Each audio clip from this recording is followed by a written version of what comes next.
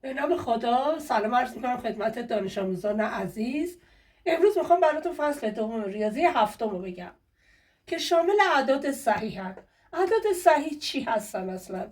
اعداد صحیح یعنی اعداد مثبت، اعداد منفی و صفر که وقتی توی محور نشونشون میدیم صفر وسط هست. هرچی به سمت راست میایم عددها مثبتن و هرچی به سمت چپ میایم عددها میشن منفی. پس از صفر که به سمت راست میایم عددها بزرگترند، از صفر که به سمت چپ میایم که میشن منفی ها یعنی عددها کوچکترند. خب مثال برای مقایسه کردن میخوام براتون بگم.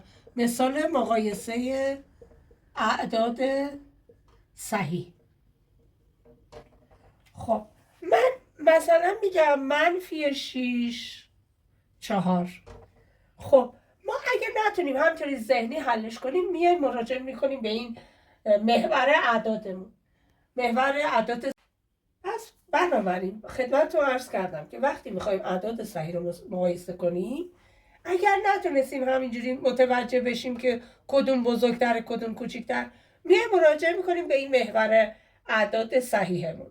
الان میگیم 4 به قسمت راست رفته دیگه، از 0 به قسمت راست و مثبته. چون 4 مثبته دیگه به این کاری نداریم، پس 4 بزرگتره. یه وقت میگیم منفی 1000 0. تو این نگاه میکنیم ببینیم با 0 گفتیم به سمت چپ که میریم عددها کوچکتر میشن، پس 0 دوباره بزرگتر از منفی 1000. حالا یه وقت میگیم 500 منفی 10000. دوباره نگاه میکنیم میگیم پس مثبت ها و 0 از عددهای منفی بزرگترن، پس 500 بزرگتر از منفی 1000.